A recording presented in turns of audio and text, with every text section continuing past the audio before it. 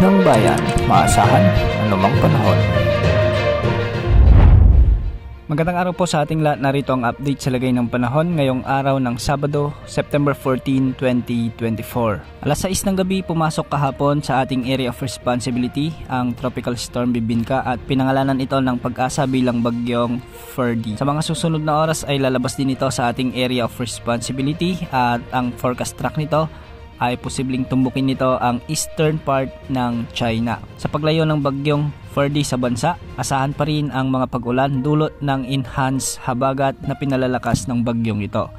Sa araw nga na ito, asahan ang heavy to intense rain o katumbas ng 100 to 200 mm na pag-ulan sa bahagi ng Mimaropa, Western Visayas, Sorsogon at Negros Occidental. May mga moderate to heavy o katamtaman hanggang sa malalakas na pag-ulan naman sa bahagi ng Zambales, Bataan, Metro Manila, Calabarzon, ang nalalabing bahagi ng Bicol Region, ang nalalabing bahagi ng Visayas, sa may Misamis Occidental, Zamboanga Peninsula, sa may Maguindanao, Lanao del Sur, Lanao del Norte, Sultan Kudarat at Sarangani. Ang mga lugar na ito ay makakaranas ng mga malalakas na pag-ulan kaya posible ang mga pagbaha at pagguho ng lupa. Pagsapit naman ng hapon, asahan pa rin ang mga malalakas na pag-ulan dulot ng habagat. Bukas naman araw ng Linggo, asahan pa rin ang mga malalakas hanggang sa matitinding pag-ulan sa bahagi ng Mimaropa, Aklan, Antique at Negros Occidental.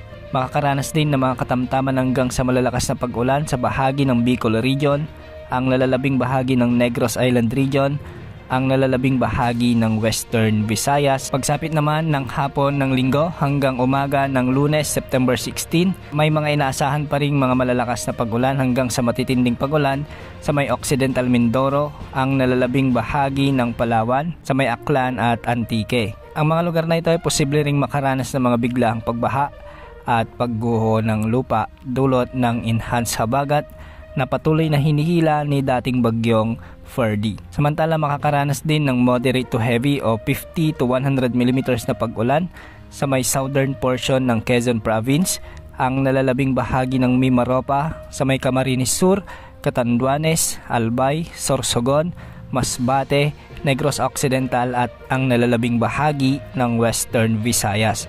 Kahit lumalayo ang bagyo, ay patuloy naman lumalakas ang habagat dahil posible muling may mabuong bagyo o sama ng panahon sa silangan ng Luzon sa mga susunod na araw o sa susunod na linggo. Ayon sa inilabas na Tropical Cyclone Threat Potential ng Pag-asa, dalawang panibagong sama ng panahon ang posibleng mabuo sa silangan ng bansa. Ang una rito ay sa labas ng ating area of responsibility at malayo sa ating kalupaan, kaya hindi naman inaasahang tatama ito sa anumang bahagi ng ating bansa. Ang pangalawa dito ay mataas ang tsansa na mabuo ito sa loob ng ating area of responsibility at posibleng pangalanan ng Pag-asa bilang bagyong Hener. Nakikita natin sa ating wind outlook ay medyo malawak ang sakop nitong hangin o kaulapan, kaya posible muling magpaulan ang bagyong ito sa malaking bahagi ng bansa, lalo na't hihilain nito ang habagat na posibleng magpaulan muli sa may Southern Luzon, Visayas at Mindanao. Kaya magpapatuloy ang mga pag-ulan sa susunod na linggo sa mga lugar na ito dulot pa rin ng habagat. Posible pa ang maraming pagbabago sa potensyal na sama ng panahon na ito, kaya antabayanan ang mga susunod na update ukol sa sama ng panahon na ito. Yan ang update sa lagay ng panahon. Ito po ang weather update ng bayan, maasahan anumang panahon.